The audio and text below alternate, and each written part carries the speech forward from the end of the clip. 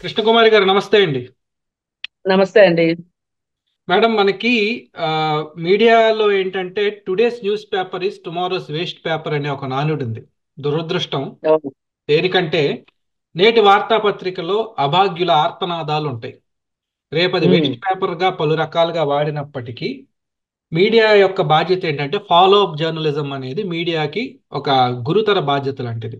ఈ ఉపద్ఘాతం దేనికి అవును. ఇస్తుందంటే మనకు గత వారంలో రేవಣ್ణ సెక్స్ స్కాండల్ కొన్ని వేల అశ్లీల వీడియోలు, సెక్స్ వీడియోలు, అశ్లీలను కూడా ఎందుకు, సెక్స్ వీడియోలు, ఒక కామాంధుడు కొన్ని వేల వీడియోలు తీసినవే కొన్ని వేలలో ఉన్నాయంటే తీయని క్రీడలు ఎన్ని ఉంటాయో మనకు ఊహించుకోవచ్చు ఎవరైనా.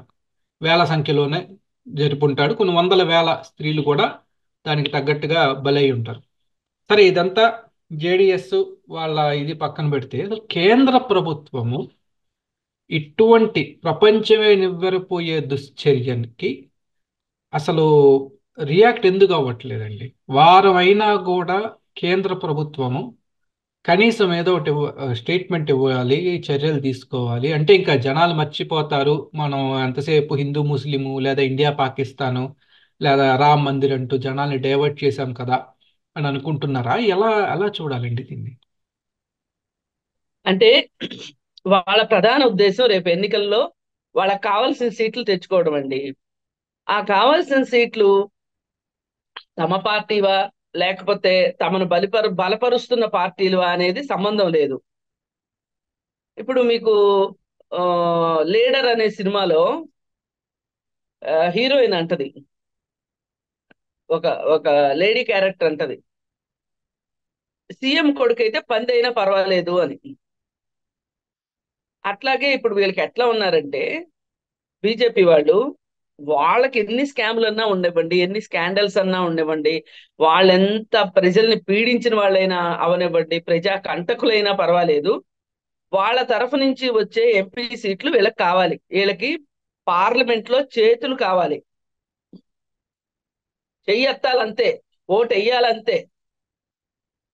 అలాంటి వ్యక్తుల్ని వాళ్ళు వాళ్ళు ఎవరైనా పర్వాలేదు వాళ్ళకి, వాళ్ళని ఆ నంబర్ గేమ్ ఆడుతోంది ఇప్పుడు BJP. Political game, people game అన్ని అయిపోయినాయి. రిలిజియన్ గేము, ఆ శ్రీరామ గేము అన్ని అయిపోయినాయి. అసలు వాళ్ళ వాళ్ళ అమ్ములు పొదిలో అస్త్రాలన్నీ అయిపోయి బీజేపీ ఇవాళ కుదేలైపోయింది, ఒక రకంగా చతికిల పడిపోయింది. ఈ చతికిల పడిపోయిన పరిస్థితుల్లో కానీ 400 400 అని ఎగురుతా ఉంది.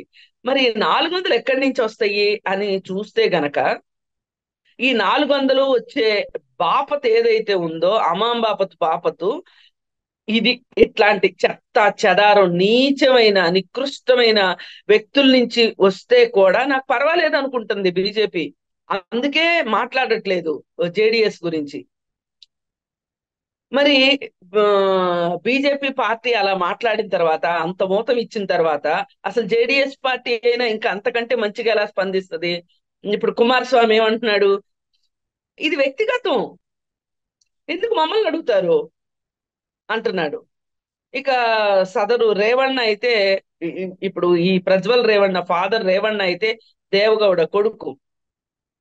4 సంవత్సరాల క్రితం వీడియోలు ఇప్పుడు కావాలని ఆ ఎలక్షన్ కోసం దీన్ని వాడుకుంటున్నారు కాంగ్రెస్ వాళ్ళు అని వాళ్ళ ఫాదర్ అన్నాడు. కనీసంలో కనీసం నా ఇంట్లో నుంచి అలాంటి వీడియోలు తయారైనవి, నా ఇంట్లో నుంచి అలాంటి ఘటనలు జరిగినందుకు నేను చింతిస్తున్నాను అనే మాట కూడా లేదండి వాళ్ళ మధ్యలో. అంటే వాళ్ళు ఎంతలాగా నమ్మకం పెట్టుకున్నారంటే ఈ ప్రజల మీద, ఈ ప్రజలు ఇవేమీ పట్టించుకోరు. ఆ రోజు ఓటు వేయదలుచుకుంటే వెళ్ళి ఓటేస్తారు, ఓటు వేయదలుచుకోకపోతే ఇంట్లో కూర్చొని టీవీ చూస్తారు. ఈ ప్రజలు చేసేది అదే. అందుకే ఆ ప్రజలని వాళ్ళు నమ్ముకున్నారు.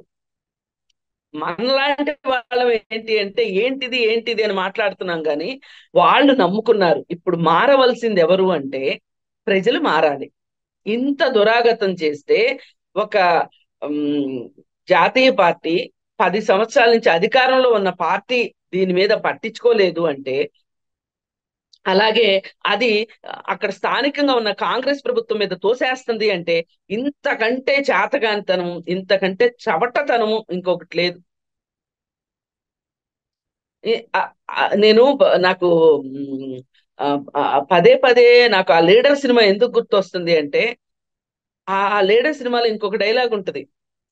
ఒక ఆడపిల్లకి న్యాయం చేయని పదవి ఉంటే ఎంత ఊడితే ఎంత అని మాట్లాడతాడు. అని అతను రాజీనామా చేసేస్తాడు. కానీ పదవిలో ఉండగా నేను ఈ పని చేయకూడదు, అందుకని నేను రాజీనామా చేసిన మరుక్షణం మీరు ఈ పని చేయండి అని చెప్పి ఆదేశాలు ఇస్తాడు. ఏం చూస్తున్నారండి, ఏం నేర్చుకుంటున్నారండి వీళ్ళు? ఇంతకంటే గొప్ప సందేశం ఉంటుందా? పైగా ఆ ముసలతను కూడా, నేను డ్రాప్ చేస్తాను అంటే, నా నాకు మీ మీద నమ్మకం లేదయ్యా, నమ్మకం పోయిందయ్యా, నేను బస్సులో వెళ్తాను, బస్సులో అయితే నలుగురు తోడుంటారు. అసలు నిజంగా అండి, మనకి తలుచుకుంటే కళ్ళంట నీళ్ళు వస్తాయండి మనలాంటి వాళ్ళకి. ఎందుకంటే మనకి ఏ లాభం లేదు కాబట్టి. కానీ లాభ నష్టాలు బేరీజులోనే ఇవాళ రాజకీయాలు మొత్తం నడుస్తున్న పరిస్థితుల్లో వీళ్ళు, బీజేపీ వాళ్ళు ఇంతకంటే ఘనంగా ప్రవర్తిస్తారు అంటే నేను ఒప్పుకోను. వీళ్ళు ఇలాగే ప్రవర్తిస్తారు. వాళ్ళకి కావాల్సింది సీట్లు, వాళ్ళకి కావాల్సింది. సరే, అసలు వీళ్ళ వీళ్ళ సోపానం ఏంటి అని గనక మనం ఒకసారి చూసుకుంటే గనక, 10 సంవత్సరాల క్రితం, అంటే 10-12 సంవత్సరాల క్రితం, 2012 డిసెంబర్లో ఢిల్లీలో నిర్భయ ఘటన జరిగింది. ఆ నిర్భయ ఘటనని ఆ ఎంతలా 2014 ముందు, 2013 అంతా ఎంత పాట పాడాడండి మోడీ. అప్పట్లో అమిత్ షా ఇంత మాట్లాడేవాడు కాదు. అమిత్ షా చేతల మనిషి, మోడీ మాటల మనిషి. ఈ మాటల మాంత్రికుడు దానిని ఎంతలా వాడాడండి, ఎంత వాడాడు.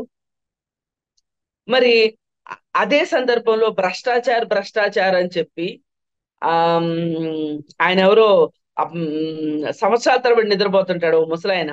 ఆ ముసలాయన్ని కూర్చోబెట్టి కేజ్రీవాల్ ని, ఆ అలాగే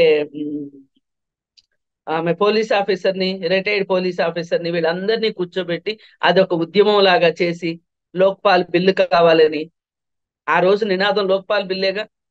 మరి వచ్చి 10 ఏళ్ళు అయింది, నువ్వెందుకు తీసుకురాలా లోక్పాల్ బిల్లు? మోడీ తీసుకురావాలి కదా.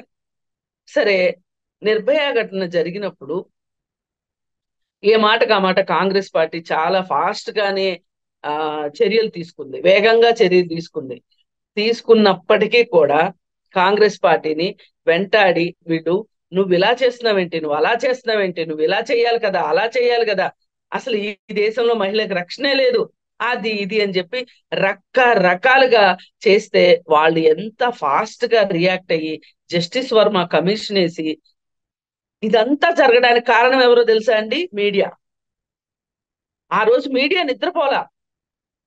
ఆ రోజు జరిగిన దగ్గర నుంచి ఆఖరి 2014 ఎలక్షన్స్ అయ్యే వరకు కూడా మీడియా నిద్రపోలా. ప్రతిరోజు ఏంటి అసలు బ్రేకింగ్ న్యూస్ ఏంటి నిర్భయ ఘటన మీద అని చెప్పి. అసలు ఆ నిర్భయ ఘటనప్పుడు జరిగిన ఉద్యమం ఉంది చూసారా, దాన్ని ఎంత బాగా చూపించిందండి మీడియా. అసలు ఒక రకంగా నిర్భయకి, ఆమెకి జరిగింది అన్యాయం అయినప్పటికీ ఆమె ఒక స్ఫూర్తిని మిగిల్చి వెళ్ళింది ఈ సమాజానికి. ఆ స్ఫూర్తిని సమాజానికి అందివ్వటంలో ఆ సంవత్సరం పాటు కాంగ్రెస్ గవర్నమెంట్ చాలా బాగా పనిచేసింది. దాని మీద ఒక కమిటీ తీసుకొచ్చి, దాని మీద ఒక చట్టాన్ని తీసుకొచ్చి, దానికి జస్టిస్ వర్మ ఏమేమైతే ఆ చెప్పారో, అంటే రికమెండేషన్స్ ఏమైతే చెప్పారో ఆ రికమెండేషన్స్ అన్నిటినీ వాళ్ళు మాక్సిమం చేశారు వాళ్ళు. కాకపోతే ఆ తర్వాత వచ్చిన ప్రభుత్వమే దాన్ని తొంగలోకి తొక్కింది. నిర్భయ ఫండ్ అనేది ఉంది, ఈ రోజుకి నిర్భయ ఫండ్ అనేది ఉంది, మన బడ్జెట్ లో నిర్భయ ఫండ్ క్రియేట్ అయ్యి ఉన్నది. మరి ఇవన్నీ కాంగ్రెస్ వాళ్ళు చేశారు. కాంగ్రెస్ వాళ్ళు చేశారు అనే దానికన్నా మీడియా చేయించింది అని చెప్తాను నేను. మరి ఇలా చేసిన తర్వాత, మరి 2014 తర్వాత మోడీ వచ్చిన తర్వాత ఈ మీడియాకి ఏమైంది? అసలు మీడియా ఎందుకు మాట్లాడట్లేదు? వరుసగా ఘటనలు జరుగుతానే ఉన్నాయి. కతువా ఘటన జరిగింది, ఉన్నావ్ ఘటన జరిగింది, అత్రాస్ ఘటన జరిగింది, బ్రిజ్భూషణ్ ఘటన జరిగింది. మరి మధ్యలో మధ్యలో బిల్కిస్ బాను వ్యవహారం బయటకు వచ్చింది. బిల్కుస్ బ్యాను వ్యవహారం అయితే మరీ దారుణం. ఏంటంటే ఎవరైతే జైల్లో ఉన్నారో బిల్కిస్ బాను మీద అత్యాచారం చేసిన వాళ్ళు బయటకు వచ్చిన తర్వాత ఎక్కడో ఏదో పొరపాటు జరిగింది. చట్టం కావాలని శిక్షించింది ఈ సద్బ్రాహ్మణులని. సద్బ్రాహ్మణులు ఇలాంటి అకృత్యాలకి పాల్పడరు అని చెప్పి వాళ్ళని వేదిక మీద కూర్చోబెట్టి వాళ్ళకి పూలదండలేసి మిఠాయిలు పంచారు. ఇంతకంటే దారుణం ఉంటుందా అండి ఎక్కడన్నా? అసలు ఎంత దారుణం అంటే ఇప్పుడు ఇది ఎంత ఊతమిస్తుంది చెప్పండి. అలాగే చరిత్రలోకి వెళ్తే ఇవాళ మనకి మహిళలకు సంబంధించిన చట్టాలకు సంబంధించి పని ప్రదేశాల్లో లైంగిక వేధింపుల చట్టము అని చెప్పి ఒక చట్టం ఉంది మనకి. 2013లో వచ్చింది. అసలు 2014 తర్వాత ఏ చట్టాలు రాలేదు అనుకోండి, అది వేరే విషయం. 2013లో వచ్చింది. అదేంటి అంటే పని ప్రదేశాల్లో లైంగిక వేధింపుల్ని సహించేది లేదు. ఎవరైనా సరే ప్రమోషన్ ఇస్తానని గాని, లేకపోతే నీకు పని తక్కువ చెప్తానని గాని, లేదు అనుకుంటే నువ్వు పని చేసినా గాని చేయలేదని నేను రిమార్కులు రాస్తానని గాని, ఇట్లాంటి వేధింపులు మహిళల మీద చేయడానికి వీల్లేదు. ఇలా చేస్తే గనక వాళ్ళు శిక్షించబడతారు. మరి ఎవరు శిక్షిస్తారు? ఎవరు దీని గురించి మాట్లాడతారు? వీళ్ళు ఎవరికి కంప్లైంట్ చేయాలి? ఇప్పుడు వీళ్ళు కోర్టులకు అయితే వెళ్ళలేరు కదా. అందుకని ఇంటర్నల్ కంప్లైంట్స్ కమిటీ అని ఐసీసీ ఉండాలి అని చెప్పి ఆ చట్టంలో పొందుపరిచారు. ఈ ఐసీసీ ఏం చేస్తది అంటే దీనిలో ఆ ఆఫీస్ లో పనిచేసే వాళ్ళు కొంతమంది ఆ స్త్రీలు పురుషులతోటి, అలాగే అవుట్ సైడర్ నుంచి ఎవరైనా సామాజిక సేవ చేసిన వాళ్ళని ఒక మెంబర్ గా వేసుకుంటారు. ఇది ఈ కమిటీలో పలానా వాళ్ళు ఉన్నారు, మీరు పలానా వాళ్ళకి కంప్లైంట్ చేయొచ్చు, వివరాలు గోప్యంగా ఉంచబడతాయి అని చెప్పి ఫోన్ నెంబర్లతో సహా నలుగురికి కనిపించేటట్లు బోర్డులు ఉండాలి. ఇంత పకడ్బందీ చట్టం తీసుకొచ్చారు. ఈ పకడ్బందీ చట్టం తీసుకురావడానికి మూల కారణం ఏంటో తెలుసా అండి? బన్వరీ దేవి అని ఒక ఆవిడ అంగన్వాడీ కార్యకర్త, అంగన్వాడీ టీచర్. అయితే ఆవిడ బాల్య వివాహాల్ని వ్యతిరేకించి బాల్య వివాహాలు జరక్కోకుండా ఆవిడ ప్రభుత్వాలకు సమాచారం ఇవ్వటం దగ్గర నుంచి అవన్నీ చేస్తూ ఉండేది. అందుకోసం ఆవిడ ఏం చేశారు అంటే ఈ పెత్తందారులు ఎవరైతే వాళ్ళు ఉంటారో వాళ్ళు ఏం చేశారు, ఆవిడ్ని అత్యాచారం చేశారు. చేస్తే ఆవిడ కోర్టుకు వెళ్ళింది. కోర్టుకు వెళ్ళి అవిశ్రాంత పోరాటం చేసిందండి. నిజంగా బన్వరీ దేవిని అసలు ఇవాళ స్త్రీలోకం మర్చిపోనే కూడదు. చేస్తే ఆమె పోరాట ఫలితమే ఈ లైంగిక వేధింపుల చట్టం, పని ప్రదేశాల్లో లైంగిక వేధింపుల చట్టం. ఆ రోజు కింద కోర్టులో ఏమన్నారో తెలుసా అండి? ఆవిడ ఎస్సీ మహిళ. ఈ ఎవరి మీద అయితే ఆవిడ చెప్తుందో వాళ్ళు అగ్రకులాల వాళ్ళు. అగ్రకుల పురుషులు నీచ జాతికి చెందిన మహిళని ముట్టుకోరు కాబట్టి అత్యాచారం జరిగుండదు. ఇదండి కింద కోర్టులో ఇచ్చిన తీర్పు. ఆమె అంటే ఇప్పుడు మీకు మూలం ఎక్కడి నుంచి వచ్చిందో అర్థమైందా? బిల్కిస్ బాను కేసులో సద్బ్రాహ్మణులు అత్యాచారాలు చెయ్యరు అని చెప్పింది. అక్కడ బన్వరీ కేసులో అగ్రకులం వాళ్ళు నీచ కులానికి చెందిన మహిళని ముట్టుకోరు అంటే అది చెప్పి తప్పించుకుందామని చూశారు వాళ్ళు అక్కడ. కానీ తప్పించుకోలేకపోయారు పైన కోర్టులో.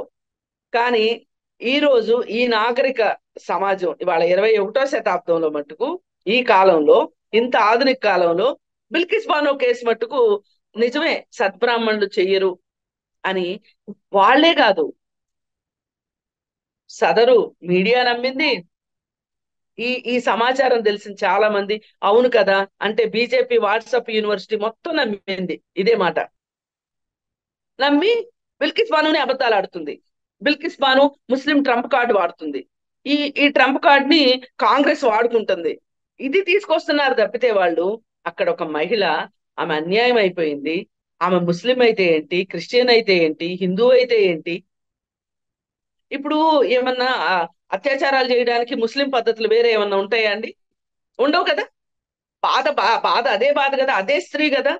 అంటే ముస్లిం మహిళలు ఏమన్నా అత్యాచారాన్ని ఆనందిస్తారా? కాదు కదా. మరి ఎందుకు అసలు ఇక్కడ మనము ఈ రోజు మన ముఖ్య ఉద్దేశం ఏంటంటే, ఘటన జరిగింది, రేవಣ್ణ ఘటన.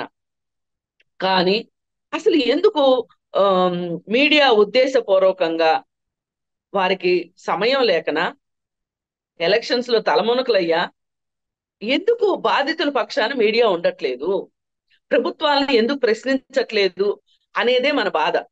అయితే దానికి సింపుల్ గా మనకి ఇమ్మీడియట్ గా ఇన్స్టంట్ ఆన్సర్ ఏంటి అంటే, మీడియా మొత్తాన్ని మోడీ అమిత్ షా కలిసి కొనేశారు. ఇవాళ భారతదేశంలో ఎక్కడా కూడా స్వతంత్ర మీడియా అనేది లేదు. ఒకవేళ ఎవరైనా స్వతంత్రంగా ఉండాలి అని ప్రయత్నిస్తే వాళ్ళని తొక్కేయడానికి, వాళ్ళని నొక్కేయడానికి, వాళ్ళ మీద అవసరమైతే కేసులు పెట్టడానికి అమిత్ షా మోడీ ఇద్దరు వెనక నుంచే వెయ్యట్లేదు. అసలు బయటికే రావటానికే వీల్లేదు. ఇవాళ అసలు ప్రజల్లో ఇంత అసహనం ఉంది, ఇంత నిరుద్యోగ సమస్య ఉంది, ఇన్ని రకాల సమస్యలు ఉన్నాయి.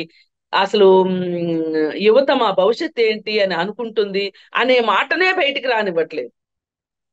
ఇప్పుడు మనం చెప్పటం కాదండి, ప్రపంచ సంస్థలు చెప్తా ఉంటాయి, ఏ దేశంలో జరిగినా అది చెప్తూ ఉంటాయి. రికార్డు స్థాయిలో భారతదేశానికి స్వాతంత్ర్యం వచ్చిన తర్వాత ఇంత నిరుద్యోగ సమస్య ఎప్పుడూ లేదు. వ్యక్తిగత వినియోగ స్థాయి పడిపోయింది, కొనుగోలు శక్తి పడిపోయింది అని చెప్తున్నారు. చెప్తుంటే మనం పట్టించుకోవట్లేదు. అంటే మన మీడియా చెప్పట్లేదు. ఇప్పుడు నిర్భయ ఘటన కూడా, ఆ ఘటన ఎందుకు జరిగింది, ఆ నిందితులు ఎందుకు ఆ నేరం చేశారు అని చెప్పి బ్రిటిష్ నుంచి ఒక ఆవిడ, ఒక జర్నలిస్ట్ వచ్చి వాళ్ళని ఇంటర్వ్యూ చేసి, జైలుకి వెళ్ళి మరి ఇంటర్వ్యూ చేసి, అలాగే సామాన్య ప్రజానీకాన్ని ఇంటర్వ్యూ చేసేదాకా మనకి మన మన పద్ధతి ఏంటి అంటే, ఎవరైనా సరే భారతదేశంలో నేరం చేయవచ్చు. ఆడికి కావాల్సిన క్వాలిఫికేషను డబ్బు, రాజకీయ అండ, ఈ రెండు ఉంటే పోలీసులు మ్యానిపులేట్ చేయొచ్చు, న్యాయస్థానాన్ని మ్యానిపులేట్ చేయొచ్చు, మీడియాని మ్యానిపులేట్ చేయొచ్చు, తన చుట్టుపక్కల ఉన్న సమాజాన్ని కూడా మ్యానిపులేట్ చేయొచ్చు. ఇన్ని ఇన్ని అవకాశాలు ఉన్నప్పుడు నేరాలు ఎందుకు జరగవండి భారతదేశంలో? జరుగుతాయి, మహాబాగా జరుగుతాయి. ఎందుకంటే ఈ రాజకీయ నాయకుల నేరం ఇది. నిజంగా మాట్లాడితే ఈ రాజకీయ నాయకులు చేసే నేరాన్ని ప్రజలకు చూపించింది మీడియాది నేరం ఇక్కడ. ఈ రెండు నేరాలు ఇద్దరు అవిభక్త కవలల్లాగా చేస్తూ వెళ్తున్నంత కాలం ఇక్కడ మటుకు భారతదేశంలో స్త్రీకి రక్షణే ఉండదు. వాడు చూడండి, బ్రిజ్భూషణ్ ఇంత ఆరోపణలు వచ్చిన తర్వాత కూడా వాడిని పల్లెత్తు మాట అనలేదు మోడీ. పైగా వాడికి ఎన్నికల బాధ్యత కూడా అప్పచెప్పేశారు. ఇప్పుడు రేపు పొద్దున ఇలాంటి పరిస్థితి వస్తే, బీజేపీ అనుకున్న సీట్లు గనక బీజేపీకి వస్తే ఏం చేస్తో తెలుసా అండి? ఈ ప్రజ్వల్ రేవణ్ణ అనేవాడిని సీఎం చేసినా మీరు ఆశ్చర్యపోవక్కర్లా. ఈ రాజకీయాల్లో ఏదైనా సాధ్యమే అనిపించేలాగా ఉన్నాయి. అంటే అక్కడ బీజేపీకి ఈక్వేషన్ కుదరాలి. ఎందుకండి అక్కడ దాకా ఎందుకండి? యడ్యూరప్ప సొంత భార్యని చంపేశాడండి. ఆ కేసు ఈ రోజు వరకు తేలలేదు. ఇలా రాజకీయ నాయకుల మీద అత్యాచారాల ఘటనలు, మహిళల పైన అత్యాచారాలు చేస్తున్న ఘటనలు కోకొల్లలు ఉన్నాయి. కానీ వాటి గురించి ఎక్కడ బయటికి రానివ్వట్లేదు. అదే ఎవరైనా ఒక కాంగ్రెస్ నేత చేస్తేనో, లేదంటే ఒక ముస్లిం చేస్తేనో అది ఒక పెద్ద వార్త. ఇప్పుడు అంటే ఇక్కడ ఇది ఇది ఒక హిందూ దేశం. ఈ హిందూ దేశంలో హిందువులు ఎవరు తప్పులు చేయరు, అత్యాచారాలు చేయరు. చేసినా మేమేమనం, ఎందుకంటే ఇది మా దేశం కాబట్టి. ముస్లింలు పరాయి దేశస్తులు, వాళ్ళు ఏం చేసినా మేము మాట్లాడతాం. వాళ్ళు మాంసం తిన్నా అడుగుతాము, వాళ్ళు ఎక్కువ మంది పిల్లల కన్నా మాట్లాడతాము. ఆ ఒక రోడ్లో ఏదన్నా జరిగింది అన్నప్పుడు ఆ రోడ్లో ముస్లిమ్స్ ఉంటే ముస్లిమ్సే చేసుంటారు అని చెప్పి వాళ్ళనే అరెస్ట్ చేస్తాము. ఇలా రకరకాలుగా ఎన్ని విధానాలుగా మీరు ఆ సమాజాన్ని చీల్చేసిన తర్వాత, కానీ నిజంగా అండి ప్రజలు కొన్ని విషయాలకి ఎంత గొప్పవాళ్ళంటే, ఇప్పుడు నేను ఓల్డ్ సిటీలో మాధవీలత పోటీ చేస్తుంది హైదరాబాద్ బీజేపీ తరఫు నుంచి.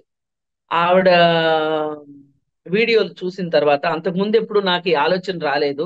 నేను ఇప్పుడు ఓల్డ్ సిటీలో ఉన్న నాకు పరిచయం ఉన్న ప్రతి ఒక్కళ్ళని నేను ఒక రకంగా ఒక చిన్నపాటి ఇంటర్వ్యూ చేస్తున్నా. ఏంటి ఆ ఇంటర్వ్యూ అంటే, ఇప్పుడు అక్కడ హిందువుల్ని అని మాధవీలత చెప్తుంది. ఈ తరిమి వేయబడ్డ ఈ తరిమి వేయబడ్డ ముస్లిం హిందువుల కుటుంబాలకి నేను అండగా ఉంటాను, ఎక్కడ ఉన్నా సరే వాళ్ళని ఇక్కడికి తీసుకొస్తాను, వాళ్ళకి న్యాయం చేస్తాను అని చెప్తా ఉంది కదా ఆవిడ. అందుకని ఈ విషయం మీద నేను వాళ్ళని ఇంటర్వ్యూ చేస్తున్నా. ఎందుకంటే మా మా డ్రైవర్ ఓల్డ్ సిటీ నుంచి వస్తాడు. నాకు ఓల్డ్ సిటీలో బోల్డ్ మంది ఫ్రెండ్స్ ఉన్నారు, హిందూ ఫ్రెండ్స్ ఉన్నారు, ముస్లిం ఫ్రెండ్స్ కూడా ఉన్నారు. నేను వాళ్ళందరిని అడుగుతున్నా, మీకేమన్నా అసౌకర్యంగా ఉందా, మీకేమన్నా ఇబ్బందిగా ఉందా అంటే. అక్కడ ఇళ్ళన్నీ 40 గజాలు 50 గజాల్లో ఉంటాయండి. ఈ ఈ ఈ ఇల్లు ముస్లింది అయితే ఈ పక్కిల్లు హిందూది. హిందువుల్లో కూడా మామూలు హిందువులు కాదండి వాళ్ళు, నాన్ వెజిటేరియన్ తినని ముస్లిమ్స్ హిందూస్ ఉన్నారు అక్కడ. నేను వాళ్ళని కూడా ఇంటర్వ్యూ చేశాను. మీకేమన్నా ఇబ్బందిగా ఉందా వాళ్ళ ఆచార వ్యవహారాల మీద, వాళ్ళ తిండులు వీటి మీద అంటే. అస్సలు లేదు, మేము ఎన్నో సంవత్సరాల నుంచి కలిసి ఉంటున్నాం. ఇంకా మాట్లాడితే స్వాతంత్రం రాకముందు నుంచి మేము కలిసి ఉంటున్నాం అని చెప్పారు. మరి ఎందుకు ఇక్కడి నుంచి చాలా మంది వెళ్ళిపోతున్నారు వెళ్ళిపోతున్నారు అని అంటున్నారు అంటే, ఇక్కడ ఉన్న హిందువులు వాళ్ళ పిల్లలు చదువుకుంటే గనక, వాళ్ళకి మంచి ఉద్యోగం ఏదన్నా వస్తే గనక వాళ్ళు ఏం చేస్తున్నారంటే, ఈ ఇరుకిళ్లలో ఉండాల్సిన అవసరం ఏముంది అని చెప్పి సిటీలో ఫ్లాట్స్ కొనుక్కుని వెళ్తున్నారు. ఇదే పని ముస్లిమ్స్ కూడా చేస్తున్నారు. ముస్లిం పిల్లలు కూడా వాళ్ళకు ఉద్యోగాలు వస్తే అక్కడి నుంచి షిఫ్టింగ్ సిటీలోకి వచ్చేస్తున్నారు. ఎందుకు? ఇంతకు ముందంటే 5-6 మంది పిల్లల మధ్యలో, ఇప్పుడు వాళ్ళు కూడా మాక్సిమం 2 లేదంటే 3 పిల్లలనే కంటున్నారు. అసలు 3 అనేది కూడా వదిలేశారు. వాళ్ళు 2 పిల్లలతోటి నాకు 2 పిల్లల్ని కన్న ముస్లింలు బోలెడు మంది తెలుసు. ఈ రోజుకి మగపిల్లాడు కావాలి అని చెప్పి 4-5 ఆడపిల్లలను కంటున్న హిందువులు కూడా తెలుసు నాకు. ఈ ఈ ఆధునిక కాలంలో ఆడపిల్ల పుడుతుంది అని తెలుసుకొని అబార్షన్లు చేయించుకుంటున్న హిందువులు చాలా మంది తెలుసు నాకు. మరి మనం ఎందుకండి మాట్లాడితే ఈ ముస్లిం ద్వేషం ఎందుకు తీసుకొస్తున్నాము? ఇప్పుడు ఈ ఘటన తీసుకుంటే కూడా, ఈ ప్రజ్వల్ రేవణ్ణ అనే ఘటనను కూడా తీసుకుని వస్తే, ఇతను గానిక ముస్లిం గాని అయ్యున్నట్లయితే గనక ఈ పాటికి ఏమనొచ్చేయండి, ఎన్కౌంటర్ చెయ్యండి, ఎన్కౌంటర్ చెయ్యండి. హైదరాబాద్ లో చూసాం కదా. మరి ఎన్కౌంటర్ చేసిన దాకా నిద్రపోలేదు కదా ప్రభుత్వాలు కూడా. చాలా సింపుల్ ఆ పని చేయటం. ఎందుకంటే రేపటి నుంచి అడగటానికి ఏమి ఉండదు కదా. ఇది అండి మన భారతదేశం. నేరానికి కూడా కులాన్ని మతాన్ని ఆపాదించి, వీళ్ళైతేనే నేరాలు చేస్తారు, వీళ్ళైతేనే దుర్మార్గాలు చేస్తారు, వీళ్ళైతే చెయ్యరు అని మనం తీర్పులు ఇచ్చేసేదాకా దానిని మన మీడియా మోస్తుంది చూసారా, నెత్తిన పెట్టుకొని. అందుకే మీడియా పవర్ ఏంటో తెలుసు కాబట్టే మోడీ, అమిత్ షా మొత్తం మీడియా సంస్థని కొనేశారు. 2014కు ముందు మీడియా ఇలా లేదు, 2014 తర్వాత మీడియా ఇలా ఉంది అంటే వాళ్ళందరూ కూడా ఇష్టంతో చేశారని నేను చెప్పనండి. ఈ మీడియా కూడా ఇష్టంగా చేస్తుంది ఇదంతా అని చెప్పలేము. కానీ వాళ్ళ మీద ఏం దాడులు చేస్తారో తెలుసు కదా. మీడియా సంస్థల మీద దాడులు చేసింది తెలుసు కదా. ఒక చిన్న యూట్యూబ్ దాని మీద కూడా దాడి చేసింది తెలుసు కదా. ఇప్పుడు మనకి ఆ ఇప్పుడు ఏదైనా ఒక వీడియో చేస్తే గనక కింద ఆ నా మీద ఎన్ని బూతులు రాస్తారో నాకు తెలుసు. అయినా నేను పట్టించుకోను, ఎందుకంటే నేను మాట్లాడేది సత్యమైనప్పుడు నేను మాట్లాడతాను. బూతులు తిట్టే వాళ్ళు వాళ్ళ సంస్కారం లేని వదిలేస్తాను. కానీ ఈ సంస్కారం లేని దాని వెనకమాల ఒక ఉద్దేశం ఉంది, ఒక పకడ్బందీ కుట్రుంది. అంటే పని కట్టుకుని ఇప్పుడు ఎవరైనా ఒకళ్ళకి ఒక నేను మాట్లాడిన దాని మీద వ్యతిరేకంగా ఉండి లేదా భిన్నాభిప్రాయం ఉండి వాళ్ళ ఆ భిన్నాభిప్రాయాన్ని తెలియజేయడం వేరు, నా మీద దాడి చేయడం వేరు. భిన్నాభిప్రాయం చెప్పడానికి దాడి చేయక్కర్లేదు, ప్రజాస్వామ్యబద్ధంగా చేయొచ్చు. మన దేశంలో ప్రజాస్వామ్యము లేదు అనటానికి, ఈ ఎన్నికలు కూడా ప్రజాస్వామ్యబద్ధంగా జరగట్లేదు అనడానికి ఇంతకంటే ప్రజ్వల్ రేవಣ್ణ విషయం కంటే కూడా ఇంకా ఒక గొప్ప ఉదాహరణ అయితే లేదండి. కేవలం మోడీకి ఇక్కడ కావాల్సింది ఏంటి అంటే జేడిఎస్ నుంచి కాంగ్రెస్ కి కాకుండా జేడిఎస్ కి ఎన్ని సీట్లు వస్తాయి, కాంగ్రెస్ కి బాగా తక్కువ సీట్లు వచ్చి జేడిఎస్ కి తమకి సీట్లు వస్తే ఆ రాష్ట్రంలో తనది పైచేయి అవుతుంది. ఆ చెలిమిని వదులుకోవటానికి ఇష్టంగా లేడు. ఎప్పటి వరకు? రేపు ఎలక్షన్స్ అయిపోయిన తర్వాత ఏమన్నా చర్యలు తీసుకుంటాడో తీసుకోడు, అది కూడా అప్పుడు ఆయన ఇష్టం. అప్పుడు ఆయనకి కనీసం మతం కార్డు అయినా గుర్తొస్తుంది. అప్పుడు మన మతం వాడే కదా పోనీలే అని చెప్పి ఊరుకుంటాడు. కానీ మీరు ప్రతి రాష్ట్రంలోనూ చూడండి, ఎవరైతే వాళ్ళు వెనకేసుకొస్తున్నారో, బీజేపీ వాళ్ళు ఎవరితో అయితే పొత్తులో ఉన్నారో వాళ్ళంతా ఇవే పనులు చేస్తున్నారు. ఆఖరికి ఆంధ్రప్రదేశ్ లో పరిస్థితి కావచ్చు, ఇక్కడ తెలంగాణలో పరిస్థితి కావచ్చు. తెలంగాణలో కూడా కేసీఆర్ తో అవసరం ఉందనే కదా కాళేశ్వరం ఏటీఎం అని చెప్పి కూడా ఏమి చర్యలు తీసుకోలేదు. మరి ఇంతకంటే బీజేపీ ఉన్నది ఎన్నికల కోసమే, తన పదవి కోసమే ఉంది, మహిళల కోసం లేదు. ఇప్పుడు వాళ్ళకి కూర్చోబెట్టి మనము ఆ లీడర్ సినిమా చూపించాలన్నమాట. ఏమనంటే ఒక ఆడపిల్లకి న్యాయం చేయలేని పదవి ఉంటే ఎంత ఊడితే ఎంత అనే ఒక మాటను వాళ్ళకి తెలియక కాదు, ఇది ప్రజలు గమనించాలి. నా నా వేదన అంతా అది. ఎలక్షన్లు వస్తున్నాయి ఇప్పుడు. ఈ ఎలక్షన్స్ లో ఇట్లాంటి అసలు వీళ్ళకి నన్ను అడిగితే కాంగ్రెస్ ని వేలెత్తి చూపించే హక్కు లేదండి. వాళ్ళు ఎప్పుడైనా సరే వాళ్ళ సందర్భాలు, వాళ్ళు అధికారంలో ఉన్నప్పుడు కూడా అత్యాచారాలు జరగలేదు అసలు, అబ్బో దానంత నీతివంతమైన పార్టీ లేదని నేనేం చెప్పట్లేదు. కానీ వాళ్ళు ఒక న్యాయం చెయ్యాలి అంటే గనక న్యాయం చేయటానికి సిద్ధంగా ఉంటారు. మరి వీళ్ళకలాగా ఇంత బరి తెగించి పదవి కోసం ఇంత ఇంత నీచానికి దిగజారిన పార్టీ అంటే మటుకు బీజేపీ పార్టీయే. ఇది అసలైన భ్రష్టాచార పార్టీ అంటే బీజేపీ అన్నట్లుగా అయిపోయింది. వీళ్ళు ఏ భ్రష్టాచారం గురించి అయితే ఎక్కువ మాట్లాడారో అదే భ్రష్టాచారంలో వాళ్ళు కూరుకుపోయి భ్రష్టాచార పార్టీ అయిపోయింది బీజేపీ పార్టీ. మరి ఈ ఈ ఈ భ్రష్టాచార పార్టీ వాడిని దగ్గరుండి ఫ్లైట్ ఎక్కించలేదు అంటే గనక నేనైతే నమ్మను. ఎందుకంటే ఆర్థిక నేరగాళ్ళని లండన్ లో ఉల్లాసంగా ఉత్సాహంగా సేదదీరేలాగా వాళ్ళందరికీ దగ్గరుండి పాస్పోర్ట్లు ఇచ్చి ఫ్లైట్ ఎక్కించిందే వీళ్ళు. కోర్టు ఏం చెప్పింది? వాళ్ళ పాస్పోర్ట్లు స్వాధీనం చేసుకోమని చెప్పింది. ఆ చిన్న పని నువ్వు చేయలేవా? ఈ మాటని ఏ మీడియా అయినా మాట్లాడుతుందా వాళ్ళ భారతదేశంలో ధైర్యంగా? మరి వాళ్ళని పంపించిన వాళ్ళు వీడిని పంపించలేదని ఎట్లా అనుకుంటాం? వీడు ఇక్కడే ఉంటేనేమో శిక్షించాలి. ఇది పథకం ప్రకారం జేడిఎస్ బీజేపీ కలిసి చేసేయండి. ఇదంతా కలిసి చేసి వాడిని జర్మనీకి ఇప్పుడు పోని వెళ్ళాడండి, సరే వీళ్ళ హస్తం లేదు. ఇప్పుడు వాడిని ఇండియాకి రప్పించడం ఎంతసేపు అండి చెప్పండి? కేంద్ర ప్రభుత్వం తలుచుకుంటే జర్మనీ ప్రభుత్వంతో మాట్లాడలేదా?